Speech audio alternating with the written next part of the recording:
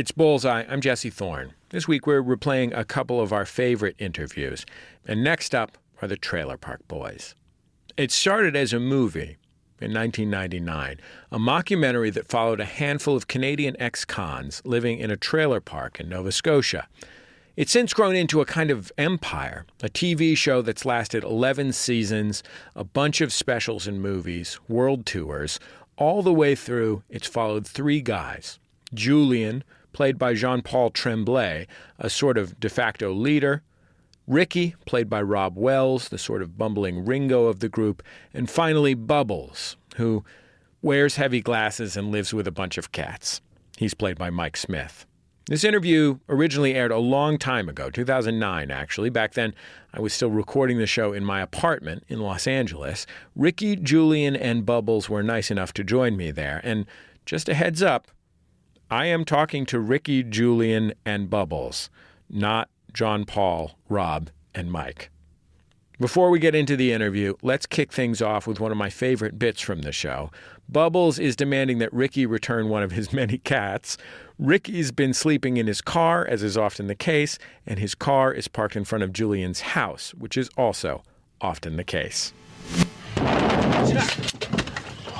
I want my kitty. Frig off, Bubbles. You gave me the cat. I didn't say you could keep him, and I don't want him living in a car. Bubbles, you've got tons of cats. Let me keep him. He was a loner. I loaned him to you. Well, I need him. Look at my weed plants. One of them's dead. I don't give a flying. I didn't never said you could keep him. What the hell are you doing waking me up so No early? cat of mine's gonna live in a car. Julian? Both of you guys shut up! Ricky won't give me my kitty. Ricky, give him his cat! It's my cat now. He I gave don't it to care. me. Give him his cat! Here's what I know, Ricky. If you love something, let it go. If it comes back to you, you own it. If it doesn't, you don't own it. And if it doesn't, you're an just like you. Give me that cat. Stay in the Give me car. the cat. Bubbles, take your cat! How's it going? Great to be here. Good to be here. It's fantastic. I'm really happy to have you here. Tell me a little bit first about how you started having your lives chronicled by film cameras. It all started about 8 or 9 years ago. I was talking to this psychic, and she said that my life was going to end soon. A phone psychic. By the She way. was like $250, Bob's, okay? She was a half-decent psychic. You're dumb. Anyway, I wanted to, I hired a film crew to follow me around to, document my life because I thought, my life was pretty interesting. And, they've been following me for 7-8 years now. So, Following us, which sucks. I'm still alive, though, Ricky. Yeah, so it was kind of dumb that we did this, isn't it? Psychic wasn't very accurate either. Really? Well, it got you guys on TV, didn't it? That's not coming for us, is it? Don't worry about it. There is a siren here. We are in a somewhat seedy neighborhood of Los Angeles where we tape the program. How did it change your lives? It sounded, Ricky, like you're not entirely happy about the fact that the last 7 years of your life have been chronicled by cameras. Well, it's kind of a pain, especially, my job, involves sometimes breaking the law. And when it's all on tape, it's not good if you go to court because they can just play the tapes and usually end up in jail instead of talking your way out of it. How would you characterize your job? Well, I'm a farmer, I guess, and I grow different things and sell them. And apparently that's illegal to sell what I grow. So, there is a problem with that. Now, how about for you, Ricky? How has having these cameras trailing you changed your life? Well, the other thing is, like, when you're trying to go to the bathroom, they like to try to get that on tape, and I'm not a big fan of that. So if I want to use the bathroom, I want to do it by myself, sort of thing. So, Yeah. Julian? Well, it's been great. I mean, I've always looked up to, actors like Clint Eastwood and stuff like that. So I think it's kind of cool. I've been dating a lot of strippers and stuff over the years, which has been, incredible. Because a lot of times strippers, they don't mind if you end up in jail. You're gone for 6 or 7 months. They, you get back, out, and they're still there waiting for you. So it's been pretty good. You two particularly seem to end up in jail frequently. Was that something you expected out of your lives as kids? Did you imagine a life of crime and being in and out of jail? well, I never wanted to go to jail, but then the first time I went to jail was actually not that bad. It was a lot of fun. So, once you go the first time and you get out of your system and have a good time and party a lot and play sports and watch TV with the guys, it's not that bad. So, next time you go, you're really not that upset about it, I guess. I'm surprised to hear that you enjoyed jail. Well, I don't know what it's like down here in the United States of America, but in Canada, jail's really not that bad. It's fun. Really? Is it? How about you? Well, it is a good time. I mean, you're not paying for, your electric bill or your lot fees and stuff like that while you're in jail. And I mean, Ricky, he lives in his car, so, through the winter months, it's great for him because, it gets a little cold and he usually ends up having to stay at my place, sleeping on the floor. So, jail's not that bad, especially in the winter. Food's fantastic, too. I disagree, 100%. With the whole thing, Bubbles? Yes, with the whole thing. I think it's a horrible place to be. Why is that? Well, I mean, they make it sound like it's going to summer camp or something, but it's not. You can't do anything you want in there, and a lot of people are mean and teasing you about things. I don't recommend jail to anybody. I think you guys are out of your minds. Bubbles, it seems like something that comes up a lot on the show is your friends Ricky and Julian getting into trouble and you finding yourself embroiled in it. Well, yeah, that does happen. See, he even said it, boys. I've been trying to tell you that. They don't think that's the way it is, but it really is. They're always getting into some kind of trouble, and I always get roped into it. It's never my fault. Well, that's what friends do for each other. Let's hear Bubbles on the show, bothered by some bees. They're always around Ricky because he's soaked in liquor and the sugar on him and the garbage juice. They're just attracted to him, and I end up getting stung all the time. I hate bees. What's the most difficult part about having a crew trailing you all the time? Besides what you mentioned earlier, Ricky, that they're taping you if you happen to do something illegal. Well, I think it's the fact that, they'll cause problems just to, make it more exciting. They'll come over to us and say, yeah, Mr. Leahy's down the road there, shooting his mouth off about you guys. And it's not even true, and then Ricky will go flying down there and, slap him around or whatever, just so that they can get it on tape. So they cause a lot of the problems.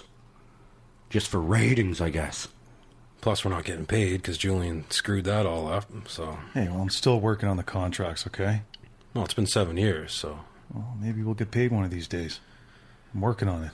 Bubbles, you live at the trailer park in a shed, a converted shed, a somewhat converted shed.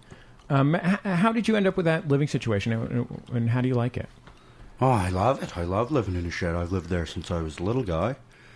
Belonged to Julian's grandmother, and when my parents took off on me, I just sort of ended up hanging out in there with some cats, and then I just started putting things in there that I was acquiring, and eventually made it into a lovely place. Well, it's not a normal shed either. I mean, you got a bathroom and satellite TV and... Oh, I know. It's kind of pimped out, as they say, Satellite TV, indoor plumbing. I think people are missing out that don't live in sheds. You don't get a lot of ladies, that's the only thing, I guess, but... Oh, I get my fair share, Ricky. Oh, okay, I didn't know. Well, I mean... Have you dated, Bubbles? A couple times, yes.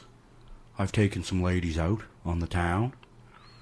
They don't generally like to get covered in cat hair, though. If I bring them back, they generally get a lot of cat hair on their sweaters and whatnot, and that's usually the end of that. Well, Bubs, the lady you're talking about that you brought back to the shed and watched Spider-Man, that movie, that wasn't really a date. No, it wasn't a date. No, you're not supposed to get a bill after your date. Well, I didn't know she was a prostitute. It seems hard to believe. Well, I was at McDonald's and I was ordering some food there, and this lady come up and she's like, "Hi there, how you doing?" And I was like, "I'm fantastic, how are you doing?" And next thing I know, she's coming back to my place. And all we did was watch a movie. 2 hours later, she hands me a bill. I mean, if I had known I was paying, I would have been getting dirty stuff going. You're listening to Bullseye. I'm Jesse Thorn. My guests are the Trailer Park Boys, Ricky, Julian, and Bubbles. They star in the eponymous sitcom, which is a monster hit in Canada and is available here in the United States on Netflix. I talked to them back in 2009 totally in character.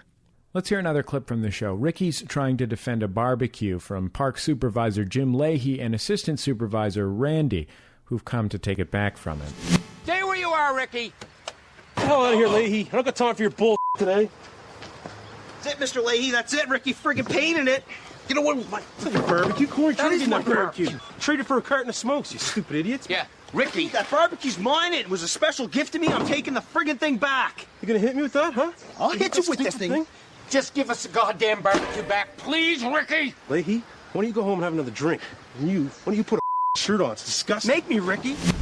Ricky, you've been living in your car for quite some time, as Julian mentioned. That must be difficult for you, especially with a child and your child's mother living in the trailer park with you.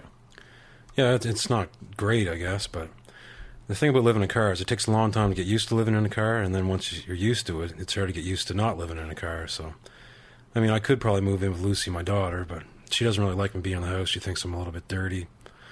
So, I don't know, it's just nice to have my own space out in my car, and I can go in and see them whenever I want, or they can come out and visit me in the car. And I got everything I need. I can cook out there and do dishes and brush my teeth once in a while if I need to, and it's great. I'm impressed that you can cook out there. I've seen you do it. Maybe you could explain to our audience how you prepare food when you're living in a car. Well, I mean, I've I've got a stove and some other things like that I definitely didn't steal. If people think that, and barbecues and deep fryer, toaster. So I mean, you can pretty much make anything. Ricky, tell me a little bit about your relationship with your daughter. She lives with her mother, who you've had an on again, off again relationship with.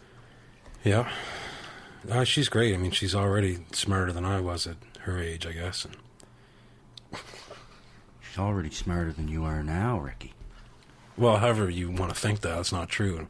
But I mean, I think I'm a good role model, and if she follows the stuff I do, that she can. She'll turn out to be a good person, better than most. She's smoking. Well, we're working on that. I mean, she's been on and off the patch, and we're trying to do the patch together. And I mean, I don't think it's a big deal, but she probably shouldn't smoke. I read a lot of papers in jail that say it's really not that great for you. So we should clarify how old she is. She's 10, I think now, or 11. She's Ricky, between 10 and 12. She's 14. She's not that old, but she's 14. She's probably 12. And she did start smoking when she was 6, which is early, so it's hard to quit. I mean, that's 5 years she's been smoking now, so it's not easy. She also, if I'm not misremembering the show, shot you once. Yes, no, I don't like to talk about that because she's, it's weird when your daughter shoots you, especially in the butt. But I guess it was my fault. I had a couple guns laying around the house that were loaded, and when you find them sometimes, or your daughter finds them, weird things can happen, I guess. Julian, it's Ricky. Get over here, man. We got a major situation. Shut! Get over here! Get the hell out of my trailer with that gun! Sorry, Ricky. It's okay, Train. It's not your fault. Go get Daddy a t-shirt from Ray. You're listening to Bullseye. I'm Jesse Thorn. I'm talking with Ricky, Julian, and Bubbles, the stars of the hit TV show The Trailer Park Boys. They're played by John Paul Tremblay, Rob Wells, and Mike Smith, respectively. They're all in character here. We taped this interview back in 2009. Do you guys think that... I know, Julian, that you've said that you've made a lot of money over the course of the show. I certainly haven't seen in watching the show, which is a documentary series, a lot of... It seems like you're always striving. I wonder if you guys feel like you've made mistakes over the course of these past 7 or 8 years. Oh, we've made a lot of mistakes, and it's usually Ricky's fault. Well, that's not true, because normally I work for you, and you shouldn't go to jail because you're your boss, and I seem to, so something's wrong. Is that you shouldn't go to? Is that like a? You shouldn't go to jail because of your boss? Well, if you go and work for a company, you shouldn't end up in jail because your boss is dumb. Oh, really? Oh, well, we've been to jail 12 times, and every time it's been your fault. Not true. Bubbles? I'm not getting into that, boys. Come on. No. Julian, give me an example of a time that, in your opinion, when you went to jail, it was because of something that Ricky did. Okay, there's one time we were holding up a convenience store, and he was really drunk at the time, so I said, okay, Ricky, stay in the car. I'll go in and handle this myself. He wakes up, he comes in, he doesn't have a mask on, he's on camera, we go to jail. Not my fault, though, because it was my stag party. He didn't tell me we were going to rob a convenience store, because they were doing it behind my back. And they did it. I needed smokes. I woke up in the truck, went into the store to buy them. This is smokes. Next thing I know, guns are going off, and there's a big shootout between ourselves. Put your gun down! It's us! It's us! No, that was Julian's fault. True, Julian. That does sound sort of like it wasn't Ricky's fault to me. No, that was his fault. Bubbles, you often seem to get involved in these plans somewhat reluctantly. Are there times looking back when you got involved in something with Ricky and Julian that you later regretted getting involved in? Oh, yeah. I mean, most projects I've ever done with them, I've regretted because they always turn out bad. Julian, I did get to go on a cruise ship one time, though. Those guys went to jail, but I went on a cruise ship. So that one, I don't regret that one. But, I mean, most of the time, yes, it doesn't work out the greatest. And it's, not my fault. Are you surprised when it doesn't work out well? Well, no, I can't say I'm ever surprised. And, I mean, I'm in there trying to steer things in the right direction. But it's hard to deal with these guys, to be honest, because they're usually quite intoxicated and high on drugs, right? So it's hard to reason with them, especially Ricky. Have you guys thought about other paths to success other than, for lack of a less pointed word, criminality, crimes? I have. I've tried to have a legitimate business for years. Well, to be fair, Bubbles, the one legitimate business activity I've seen you participate in is stealing grocery carts and returning them for a bounty. Yeah, I wouldn't say stealing is the word. People fire them over the bank, and if they're down there just rotting away, I take them home, I shine them up, put new bearings in them, balance them and whatnot, and I bring them back and I sell them back to the grocery store at a discounted price. Here's Bubbles talking shopping carts on the show. Most people don't see the beauty in a shopping cart. They just see it as something to get their groceries to their car in, but if you really look at it, it's a lot more than that. It's not just four wheels bolted onto a square. There's a lot of engineering goes into one of these things. There's ball bearings in here that make those run smooth till they get up, but when they're new. That's how it started, but you got to admit, Bubs, now you kind of just take them right to the parking lots. Well, I don't take them out of the parking lot, but if I'm over near the bank, and down one goes by accident, then it's, it's fair game then. When you say accident, what do you mean in this case when you say accident? Different times I've been walking along, pushing the cart, and wheel goes wrong, and it gets out of control, and you let go of it. It sounds like, it sounds like you're describing pushing it down the bank. Well, no, some people... That's what it sounds like to me. Oh, yeah, me too. It does, and I've seen him do it, so you're right. Boys. No, there's, if you're going high speed, sometimes I'm in a hurry, and if I'm running and then the wheel goes janky, she can, get out of control and go right down over the bank. And then you will resell that back to the grocery store. Yes. Right, which strikes me as morally questionable and almost certainly illegal. Yeah, well, if you want to get right analyzy about it like that, maybe. But if you don't think about it that much, then it doesn't seem that bad. It's Bullseye. I'm Jesse Thorn. I'm in the studio with the one and only Trailer Park Boys, or I guess the three and only Trailer Park Boys, the stars of the hit Canadian TV comedy. They talked with me in character in 2009. The three of you are down here in Los Angeles where we tape the show. Is this your first time in Hollywood? I think so, isn't it? I don't really know. We've been here once before. Was I with you? Yeah, you were with us. Okay. What were you doing down here? I don't think we were Something here. to do with that last movie or something? Oh, yeah. Yeah, we were here. When the movie came out, they brought us down and we went to the movie theater to see it. It was pretty fun, too. What are your impressions of Los Angeles and Hollywood relative to Nova Scotia? I think it's fantastic. It's like a festival of boobs down here. There's a lot of lovely ladies walking around in the sun. Yeah, it's pretty cool. I mean, it's warm here, which is fun. And you can pretty much get anything you need, if you know what I mean, like besides cigarettes, which is awesome. I don't know if the rest of America's like that, but here you can get whatever you want quick, and it's good. You've been catapulted to, with each passing year, a higher level of fame, especially in your native country of Canada. I know that you guys have toured as part of a court-mandated educational program. How has 8 years on national television changed your lives in the day-to-day sense? Well, I mean, we've had to do a lot of community service jobs. We have this live tour that we go across the country. You know, we spend 2 hours on stage, and it goes towards community service. So we've been doing that quite a bit lately. So we haven't been going to jail that much in the past couple of years, at least. Not because we didn't want to, but I mean, it's harder now. Like a few weeks ago, I went in and robbed a liquor store, just needed some booze, didn't want any cash or anything, and just about to do it, and this woman recognized me from being on TV, and I mean, you can't rob it then, so. Oh, did she ask for your autograph, or?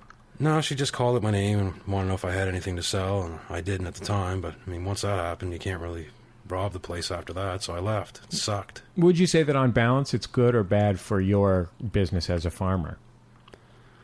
I mean, it's good that way, because I get a lot of new customers I normally wouldn't have, but then you don't know if they're undercover cops or whatever, and so it's hard to have a normal life now. Bubbles, how has this changed your life? Well, I mean, same sort of thing, you know. Before, you know, it was, you know, not cool to be hauling shopping carts out of the lake and fixing them and whatnot, but now I go down there and, you know, there's 10, 15 guys down there all hauling shopping carts because they think it's right cool. So, I mean, the pickings are a lot smaller. So it's had a negative effect that way. I mean, one positive thing, though, is people give you liquor drinks when you're at the bar. So they're like, hey, Bubbles, here, have a drink. Julian, you've renewed this arrangement with these filmmakers every year. Mm-hmm. Obviously, I would imagine part of that is the expectation that eventually you'll be paid. But there must be other reasons why you keep bringing these people into your life. What do you like about having this crew around? Well, it's kind of cool because, I mean, when you go back to jail, all the boys in jail are watching the show, and it's easier to get, you know, extra things in jail because of that. You know, my potato vodka sales have, you know, they're through the roof in jail now. People just, they want to buy my vodka. I don't know, that's about it. You know, it's kind of cool. These guys are a little annoying. They keep promising me money, you know, sometime down the road, but I don't know. Hopefully, there's one of also these the days. fact that he thinks he's Clint Eastwood and he likes showing off in front of the cameras. I don't think big that. time. No, I don't. What is talking about? Well, I've seen you, Julian. I've caught you looking in the mirror doing lines from Clint Eastwood movies, practicing. Yeah. That's a lie. Have you had any inquiries from Hollywood or opportunities outside of the documentary show context? I'm still working on it. Hopefully, I'll make some connections down here while we're here in the next couple of days. I had a guy approach me and ask me if I wanted to be in like a Jackie Chan type movie where I'm like doing kung fu, and I told him I don't know kung fu, and he said we can make it look like you do, like with wires and stuff. So I'm hoping that's going to happen. Bubbles, that didn't happen. It did, Ricky. This morning a guy approached me on the street. All right. Film producer, he said he was. Bubbles, you have done some films, but they were what might be called stag films. Yeah. Yes, I've been in a couple of J-Rock's movies. Thank God I didn't get my bird out. I think we all agree on that. Yeah. Yeah. Tell me what the best part of having all of this success, your own television program, what's the best part for the three of you? Well, getting free stuff, I guess. You know, free liquor, some think, free DVDs in the mail, I guess. I don't know. Yeah, that, and I guess, hopefully people are learning from us that, to stop being so stupid and hung up on stupid things and just have a good time and get drunk and high with your friends and play video games and just everybody helps each other out instead of being stupid the way they are. Bubbles, what about for you? This is the 7 years of your life that have been chronicled on this show have often seemed very difficult from an outsider's perspective. Yeah, they have been. I mean, it's allowed me to do a few things that I never would have got to do otherwise, so that's good. I got to fly in a fighter jet. Got to do that. I got to go on tour with Guns N' Roses. And Rush. Played with Rush. I've done some things like that that never would have happened if it wasn't for the being on the TV. Well, guys, it is such a pleasure and an honor. Thank you so much for coming and doing this. Thank you. Thank you. Thanks for the drinks, man. The Trailer Park Boys. You can find a ton of their stuff on Netflix right now. Check it out if you haven't seen it. It is great. It's so funny. It's a bit of an acquired taste, but boy, is it good. Ricky, Julian, and Bubbles are also going on tour next month. You can check out the Bullseye page at MaximumFun.org for dates and more info.